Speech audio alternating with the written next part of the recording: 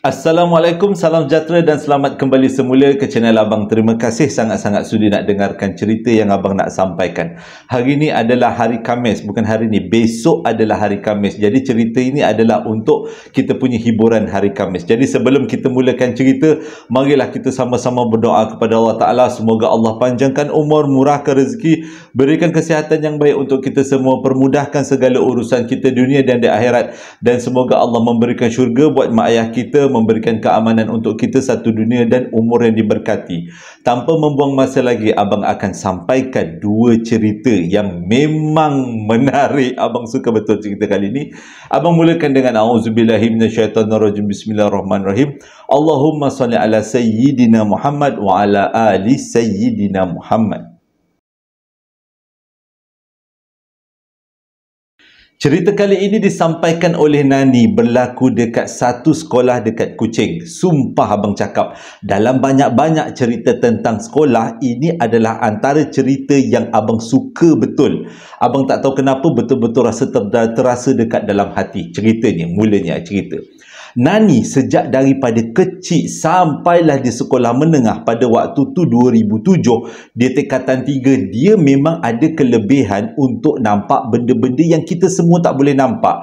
Tapi kebanyakan daripada benda-benda yang dia nampak ni selalunya bukan dalam bentuk fizikal, tapi lebih kepada dalam bentuk-bentuk yang berasap-rasap, yang tak telus-telus, antara gitu-gitulah, yang tak berapa nak berapa jelas. Disebabkan dia punya kelebihan yang ada, dia pun tak sedarlah sebenarnya daripada umur berapa yang dia dapat kelebihan ni. Tapi seingat dia, lebih kurang tadika ke darjah 1, dia dah boleh nampak benda-benda macam ni, terutama dekat kawasan-kawasan hutan, kawasan sunyi, kawasan-kawasan tanah perkuburan. Dia kata itu yang menyebabkan dia jadi seorang yang sangat pendiam dan malas nak bergaul dengan orang. Kenapa dia malas nak bergaul dengan orang? Sebabnya dia kata orang kampung dia ni memang banyak membela-bela. Bukan setakat membela, tapi yang banyak yang menghinggap. Kadang-kadang dia nampak dada bertinggik dekat belakang orang. Kadang-kadang dia nampak ada budak kecil yang berpimpin tangan dengan orang. Begitu juga dengan kawan-kawan dekat sekolah dia. Kadang-kadang ada yang leher panjang, yang lidah panjang, duduk berkeliaran, menyebabkan dia malas nak bergaul dengan orang sebab malas nak tengok benda-benda yang macam ni. Tapi disebabkan perangai dia macam tu, dia tak ada kawan. Walaupun macam tu, dia kata dekat sekolah dia ada seorang kawan. Kawan dia nama Mira. Memang baik dengan dia. Kenapa baik? Sebabnya Mira ni pun sama. Dia jenis seorang yang pendiam, tapi dia memang tak boleh nampak benda-benda yang pelik-pelik. Pernah sekali Nani tanya dengan Mira, adakah mereka mempunyai kelebihan yang sama? Tapi Mira kata tak, dia tak pernah nampak, dia tak pernah apa. Cumanya dia pendiam ni sebab dia malas nak bercakap dengan orang. Itu memang sifat azalinya, pendiam. Berbeza dengan Nani, dia pendiam sebab dia nampak benda-benda yang bukan-bukan. Pada satu hari itu, pihak sekolah telefon rumah dia yang mengatakan pihak sekolah nak buat satu camp motivasi untuk anak-anak tingkatan 3 dan juga tingkatan 5. Kumpul ramai-ramai, persediaan PMR dan juga SPM. Zaman dulu ada PMR, zaman-zaman 2007. Pada awalnya Nani macam malas nak pergi sebabnya lagilah dia kata dekat sekolah dia tu, dekat kawasan belukar dekat tepi padang itu yang paling banyak macam-macam bentuk. Dia kata malas kalau dia nak pergi sekolah. Kalau bukan tak pergi sekolah, nak pergi camping-camping kat sekolah. Lebih-lebih lagi kalau camp-camp motivasi ni selalunya kena tidur sekolah. Jadi untuk mengelakkan daripada tu, dia cakap dengan mak bapak dia, dia tak nak pergi. Tapi abang-abang dia marah. Dia kata kau ni jenis yang tak bergaul dengan orang, nanti kurang kau punya memori di sekolah. Jadi dia tak seronok bergaul, dia kata. Jadi disebabkan si abang-abang ni memang suruh Nani pergi ke camp motivasi macam tu, tujuannya nak bergaul-gaul supaya ada kenangan dekat sekolah. Mak bapak dia pun terpengaruh lah dengan kata-kata abang-abang dan menyebabkan Nani terus didaftarkan, dipersetujui untuk masuk ke camp motivasi tu, yang mana hanya 2 hari 1 malam, tak lama. 1 malam dia tidur dekat sekolah. Jadi nak tak nak, fikir-fikirkan, perlu jugalah Nani kata dia pergi, sebab kawan dia yang pendiam tu nak pergi. Kalau kawan dia pergi, lepas tu Nani tak pergi, kesian dengan kawan dia, tak ada kawan nanti. Jadi itulah penguat semangat untuk Nani pergi ke kem motivasi tu. Dekat dalam kem motivasi tu macam biasa kita buat aktiviti-aktiviti tingkatan 5 campur dengan tingkatan 3, dipecahkan dalam beberapa kumpulan, lepas tu dibuat segala macam permainan, segala macam pertandingan. Jadi dalam 5 kumpulan tu ada pelajar tingkatan 3, tingkatan 5, satu kumpulan lebih kurang ada 20 orang lah macam tu. Sepanjang hari Sabtu tu itulah aktivitinya. Aktivitinya ialah untuk pertandingan satu sama lain, yang mana setiap kumpulan akan diberikan markah. Nak jadi cerita, dalam semua pertandingan yang ada, semuanya kumpulan Nani kalah. Nani satu kumpulan dengan kawan dia yang nama Mila tadi kan. Jadi setiap permainan kalah. Setiap permainan tu pula mereka akan dituduh sebagai punca kekalahan kerana terlalu senyap. Sebenarnya Nani kata dia tak kisah orang nak cakap apa-apa, lantaklah. Yang penting dia masuk pertandingan dulu, dia masuk dalam aktiviti kumpulan tu, dia buat je lah apa kerja yang ada.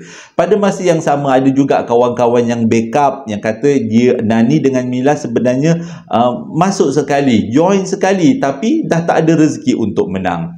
Pada petang tu Nani tiba-tiba nampak cikgu-cikgu bawa bakul-bakul yang berisi ubi kayu, dibawa ke padang. Pada waktu tu Nani dah tak sedap hati, adakah aktiviti malam ni dekat padang? Sebabnya kemah mereka didirikan bukan dekat kawasan padang, dekat kawasan tempat berikrar. Selalu kita ada padang berikrar lain dengan padang sekolah kan. Ni kali ni dia kata nampak macam cikgu-cikgu tu bawa bakul ke padang sekolah. Nak tak nak, tanyalah juga dengan cikgu, malam ni kita buat aktiviti kat mana cikgu? Cikgu kata kita buat aktiviti dekat padang sekolah. Kita buat aktiviti bakar ubi kayu sambil bercerita. Tujuannya adalah untuk mengeratkan silaturahim.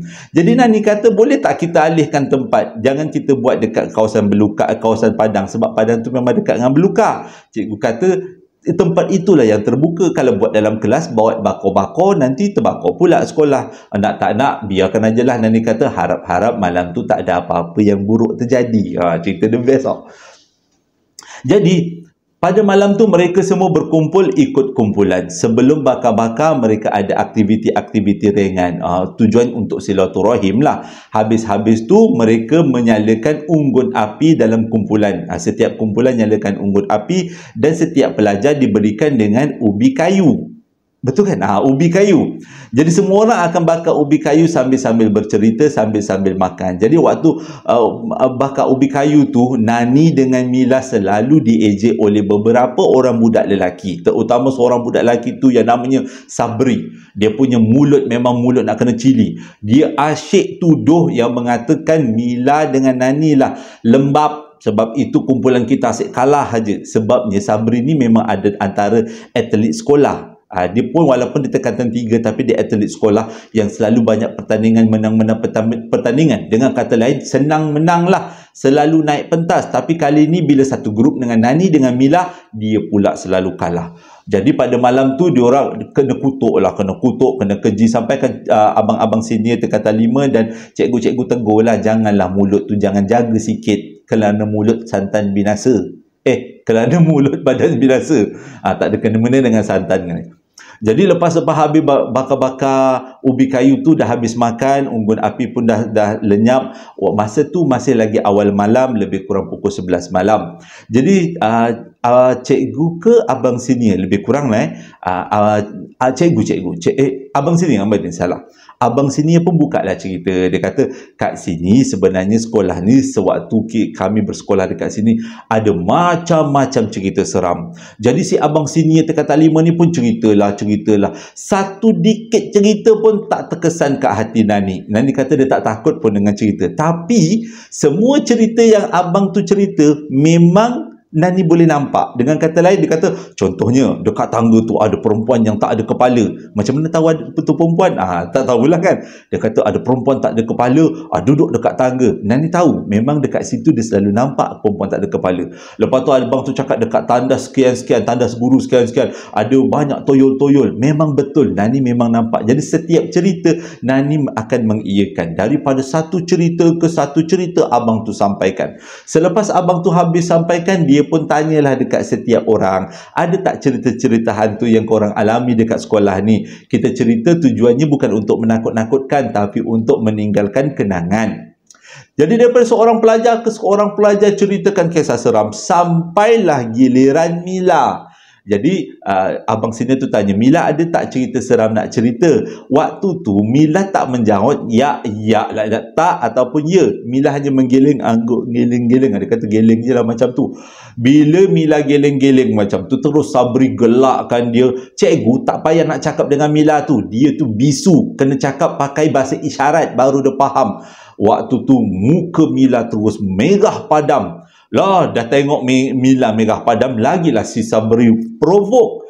Terus macam-macam kata-kata hinaan lah dia bagi pada Mila, sampaikan Mila menangis.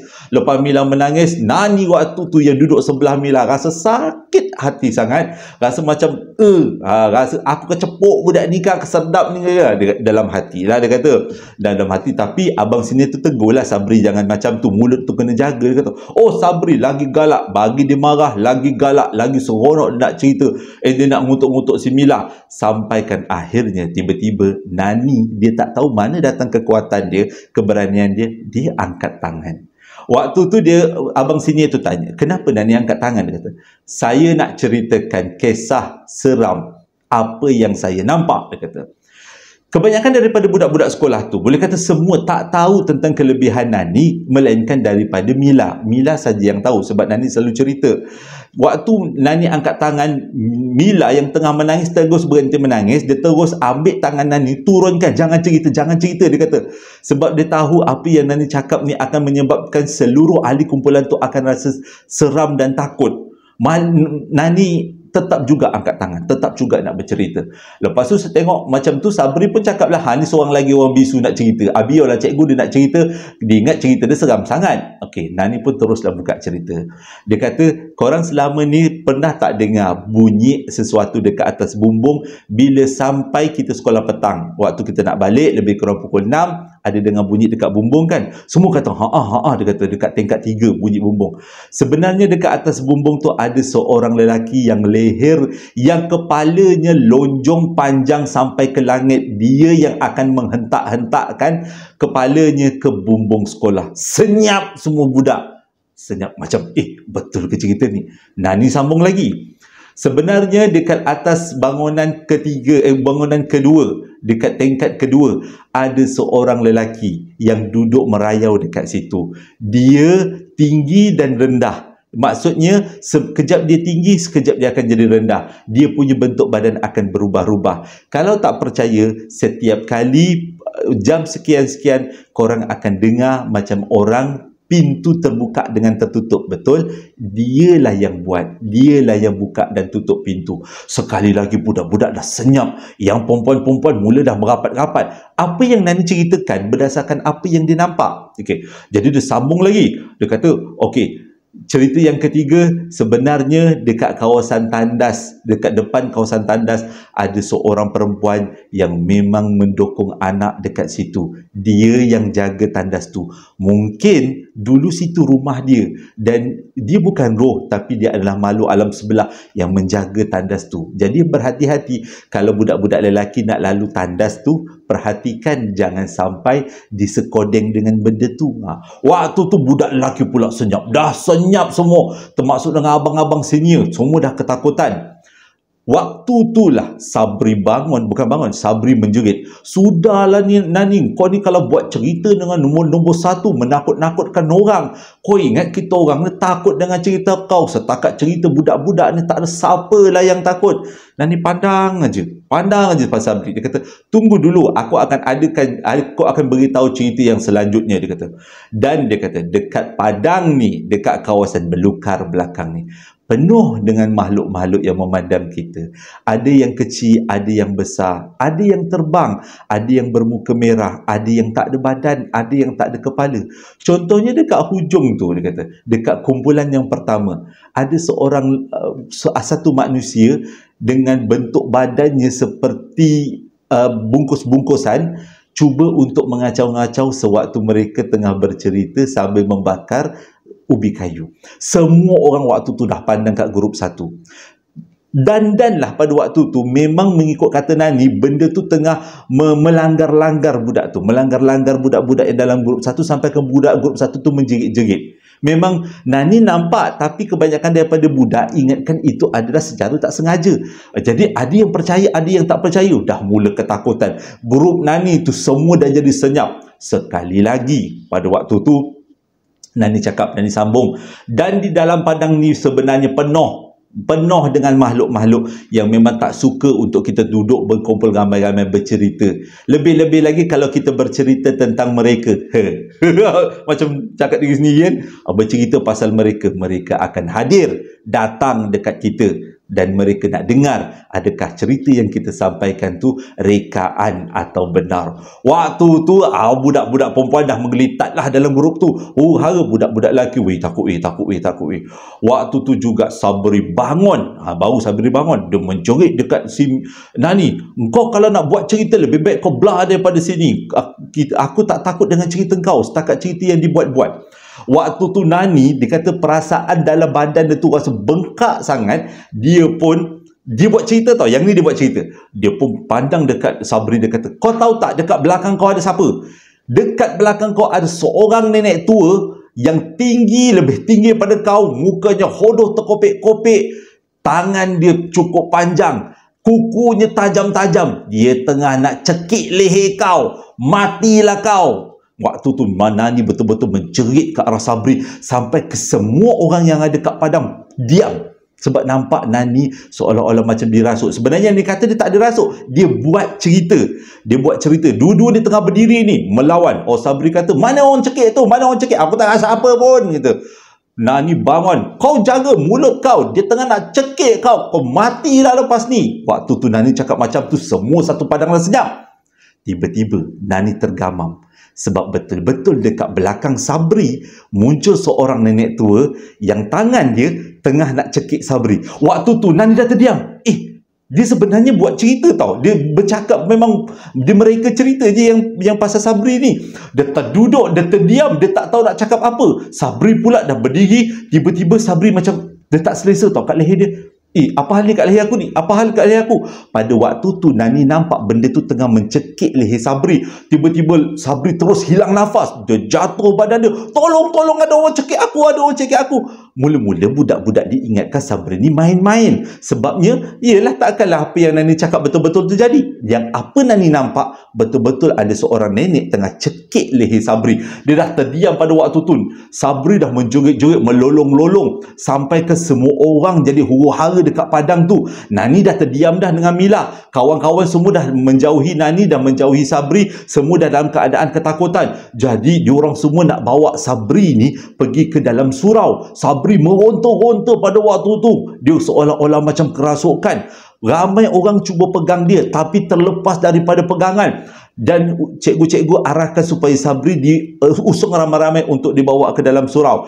Berkat daripada pertolongan ramai-ramai itu, akhirnya Sabri dibawa ke dalam surau. Ustaz yang duduk dekat asrama, yang jadi warden asrama, dipanggil untuk buat ruqyah. Selepas diruqyah beberapa kali, akhirnya Sabri pun sedar. Pada waktu tu Sabri menangis-nangis. Dia kata dia takut dengan, dia kata Nani setan. Dia takut, ini perempuan ni memang celaka. Dia kata, abang cakap macam ni, lepas tu kata saya elok pula. Budak-budak tengok ni menjiwai ni. Okey. Jadi Sabri dah menangis-nangis. Malam tu mak bapak Sabri ambil Sabri. Nani pada waktu tu dia kata dia rasa betul-betul bersalah bila dia tengok Sabri lepas saja, nenek tu lepas tangan daripada leher Sabri, dia menangis. Kenapa dia menangis? Dia rasa serba salah. Apa yang dia cakap tu betul-betul terjadi. Malam tu Nani pun dibawa balik rumah dan kena marah sebab buat cerita yang bukan-bukan. Keluarga memang tahu apa kelebihan Nani, tapi selepas diceritakan, Nani ceritakan apa yang berlaku, abang-abang, kakak-kakak dia semua fahamlah Nani pada waktu tu hanya untuk bergurau, tapi tak sangka apa yang diguraukan benar-benar terjadi. Dan selepas daripada kejadian tu, Nani jarang terserempak dengan Sabri. Sabri tak berani lagi nak kutuk Nani dengan Mila sebab dia ambil pengajaran. Dia takut sebab terkena sekali lagi. Dan dalam masa selepas habis sekolah tu, Nani banyak kali juga cuba nak add Sabri dekat dalam Facebook. Akhirnya Sabri terima, dan pada waktu tu selepas 2-3 tahun barulah Nani ceritakan pada Sabri apa sebenarnya yang berlaku. Sabri pun minta maaf, dia kata mulut dia terlalu lancang ni, dan biasalah dah besar kan, dah boleh berfikiran waras. Jadi Sabri pun minta maaf, dia terlalu banyak mengkritik Nani, lancang mulutnya, dan mereka pun bersahabat sampailah sekarang. Tapi Nani kata sekarang dia dah tak boleh nak nampak benda-benda yang bukan-bukan lagi. Mungkin sebabkan dah semakin besar dan dia pun dah baca solat yang betul, sembahyang yang betul kan, yang lebih bagus bacaannya. Jadi dia boleh nampak kadang-kadang, boleh kata setahun hanya 2-3 kali, tak macam dulu yang banyak kali dia boleh nampak. Cerita ini disampaikan oleh Tasha, berlaku pada tahun 2012 dekat Ceras. Sebenarnya pada tahun tu Tasha ni dia punya kerja adalah safety officer, orang yang bertanggungjawab dalam keselamatan di satu tapak pembinaan. Bukannya security guard, the safety officer. Abang pun kadang-kadang tersilap juga dulu. Jadi dia ni berasal daripada Kedah, Kulim Kedah. Selepas dia tamat belajar dan dia dapat CJ dalam safety officer, pada satu hari tu tahun 2012 dia dapatlah tawaran, bukan tawaran, dia dapatlah kerja dekat Kulim Kedah tu, dekat satu company. Lepas tu pula habis-habis berkursus dekat dalam company tu, dia dihantar ke Ceras untuk mengawal satu tapak pembinaan. Dia kata dia dengan kawan dia pada waktu tu ditugaskan, kedua-duanya perempuan. Yang bagusnya bila dia pindah ke Ceras tu, dia diberikan, salah, sama ada diberikan rumah, tak salah. Dia orang cari rumah. Akhirnya jumpa satu rumah dekat Ceras tu, rumah apartment. Rumah tu pula 3 bilik. Dan Tasha ambil bilik utama, bilik master bedroom. Kawan dia ambil bilik lagi satu. Dengan kata lain, bayar lebih lah.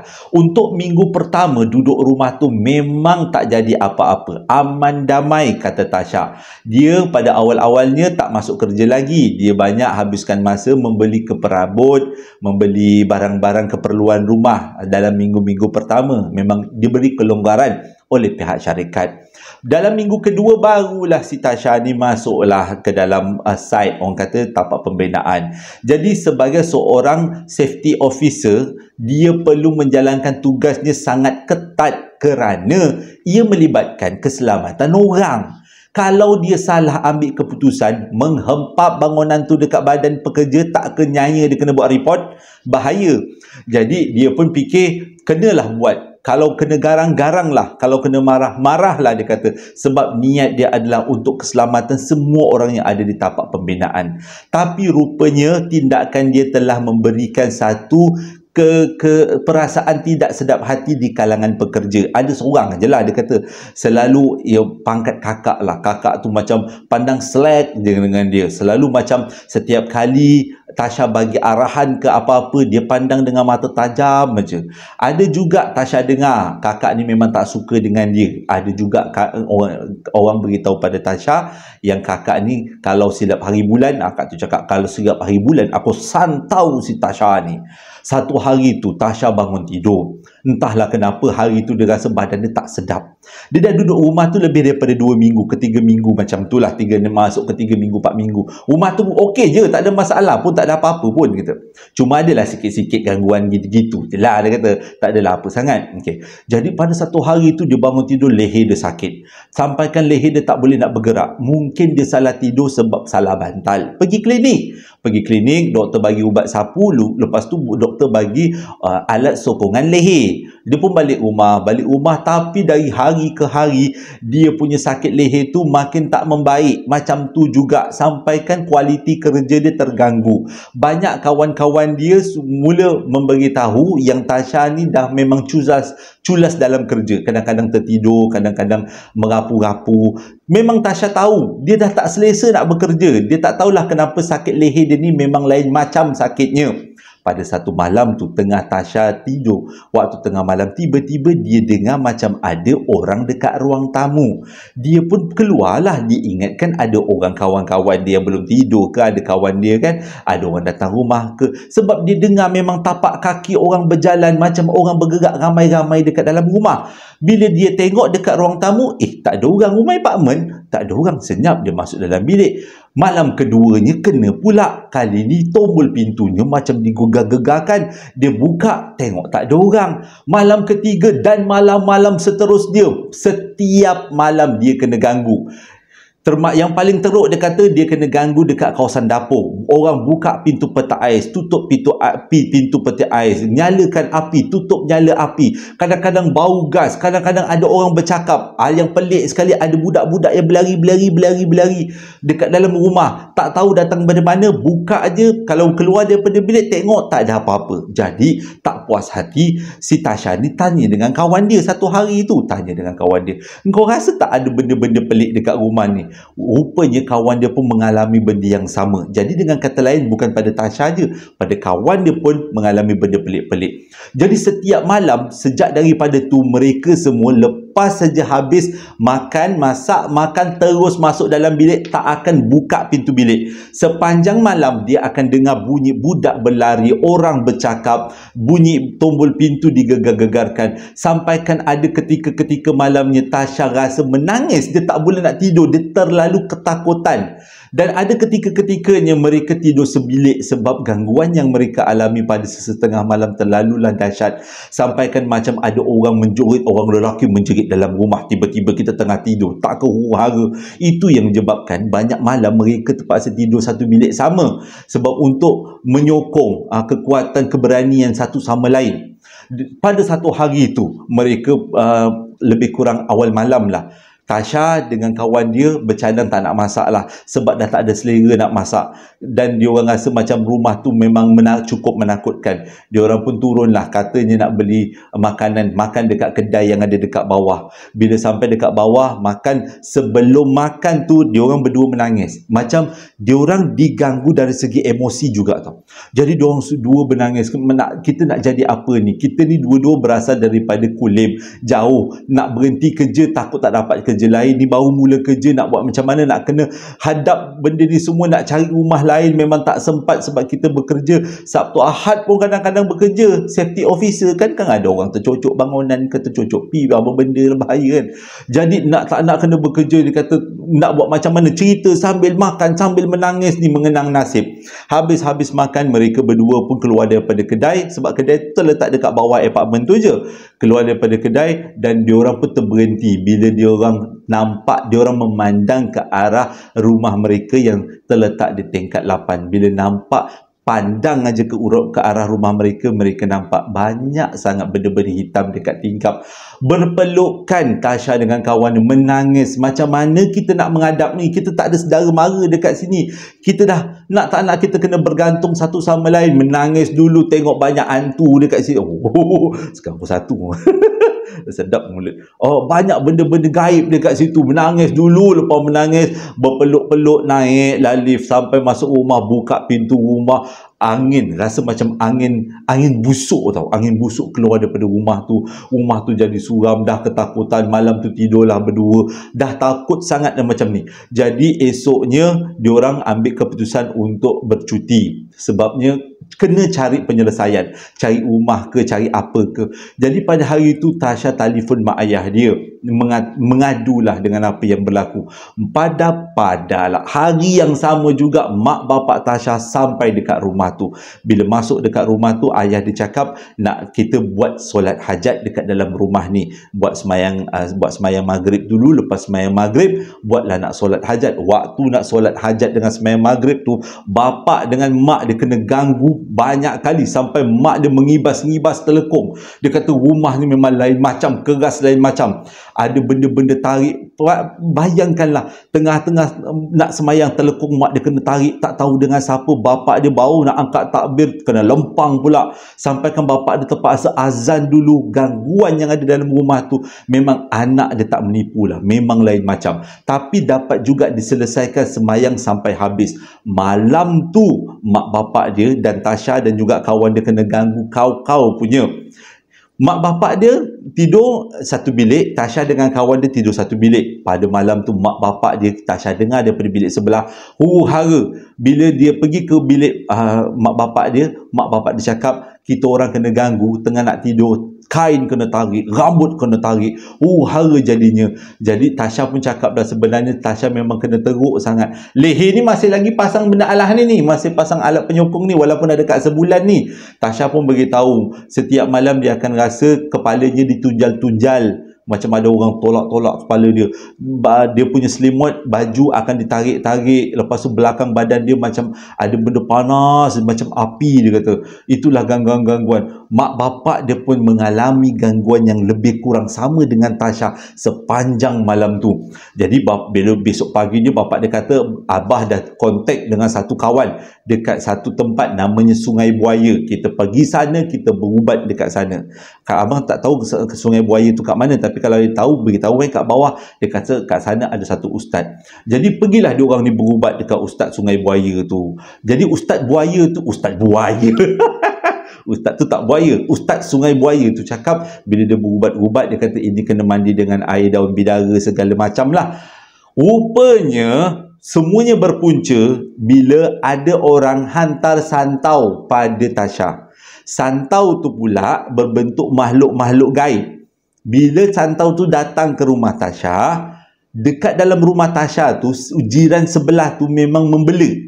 Dia mengikut kata ustaz tu lah. Jiran sebelah tu memang membela. Jiran sebelah tu sebenarnya suaminya pergi luar negara bekerja. Dia tinggalkan anak dengan bini dia dekat rumah tu.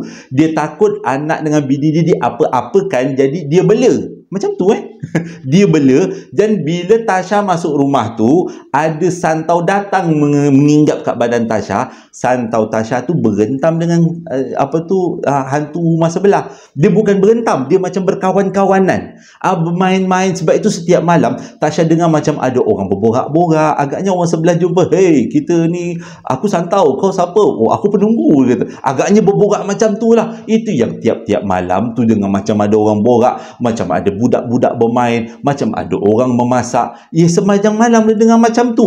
Itulah puncanya. Jadi ustaz tu pun kata tak apalah, kita ruqyah. Cumanya kedua-dua ni saya akan buat sesuatu dan kena bertahan sentiasa selawat Nabi sepanjang proses perubatan. Ustaz tu ambil, gunakan jari telunjuk, dia cangkuk dekat pinggang Tasha, dia tarik keluar. Dia kata waktu tu Tasha kata benda yang keluar tu sakit gila, macam sesuatu pisau keluar daripada badan. Sakit sangat, bisa menjerit-jerit dia sambil dia Allahu Akbar sambil dia berzikir kan. Tarik, selepas tarik keluar daripada badan Tasha, tarik pula keluar daripada badan badan kawan dia. Menjerit-jeritlah dua orang. Selepas tu lega sangat-sangat. Ustaz tu kata dia dah buang benda tu, dia dah keluarkan dan benda tu tak akan kacau lagi. Minum air ayat-ayat suci Quran, air jampi Quran lah, minum, amalkan selawat Nabi, amalkan bismillah 5. Itu je yang ustaz tu beritahu. Balik tu Tasha kata bila dia tengok dekat rumah dia, dia tak rasa takut lagi. Dia dah tak rasa seram lagi. Memang selepas-lepas tu dia ada gangguan-gangguan, tapi gangguan tu macam gangguan tidak berbalas. Gangguan sorang-sorang. Orang sorang-sorang main, sorang-sorang jalan. Agaknya makhluk alam sebelah tu je yang tinggal kat rumah sebelah tu. Sebab kawan dia yang ada dekat dalam badan Tasha sudah ditarik keluar. Dah tak ada kawan lagi kan. Jadi gangguan tu ada tapi tak teruk sangat. Dan selepas habis betul-betul Tasha sembuh, orang yang ingat tak ada seorang kakak yang memang marah dengan dia tu kan. Kakak tu lah tiba-tiba tegur, dia kata, "Oh, kebal juga kau. Dia cakap macam tu je. Dia kata, oh kebal juga kau. Terus Tasha dia teringat kata-kata ustaz tu. Orang tu sendiri akan mengaku dia yang hantar. Dah betul lah. Memang mana orang lain tahu yang Tasha ni kena buatan orang kan.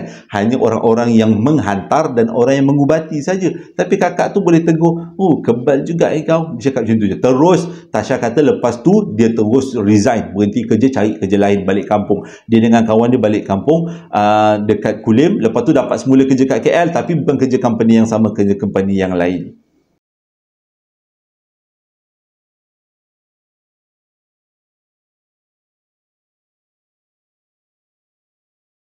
Terima kasih sangat-sangat sudi dengarkan cerita yang abang sampaikan. Cerita kali ini betul-betul abang suka. Terutama cerita pertama. Cerita kedua pun tak kurang hebatnya. Jadi hari ini tak ada ucapan. Abang belum sempat nak tengok ucapan-ucapan lagi. Pada siapa yang nak membeli sambal lara, nak tengok abang memasak, boleh tekan link TikTok yang abang sediakan kat bawah. Yang nak beli sambal lara, boleh tekan link sambal lara. Perapan sate, boleh tekan. Kita dah nak masuk bulan Ramadan ni, boleh buat bekalan-bekalan. Takut nanti kan kalau habis stok, abang ambil lama sikit lah nak restock semula. Simpan siap-siap. Siapa-siapa yang nak memudahkan kerja, nak masak-masak, boleh guna sambal lara, perapan sate dan juga coklat moist. Tapi rasanya coklat moist stop sekejap agaknya, sebab tuan punya coklat moist tu baru bersalin. Adik abang yang buat, dia baru bersalin. Kami baru dapat anak buah baru yang ke-17, jantan, lelaki. Kakak marah pula nanti mak dia kan, bukan jantan, lelaki. Gemuk orangnya. 3.7 kilo. Oh, terpaksa mak dia caesar anak yang ke-7. Adik abang tu meriah, namanya pun Zuriat kan. Jadi anak yang ke-7 ni. Seronok lah abang. Ni belum tengok lagi ni, baru hujung minggu ni lagi jumpa nak tengok anak buah baru. Okey, hingga berjumpa lagi esok hari dengan cerita yang lain, cerita lift pula. Assalamualaikum warahmatullahi wabarakatuh.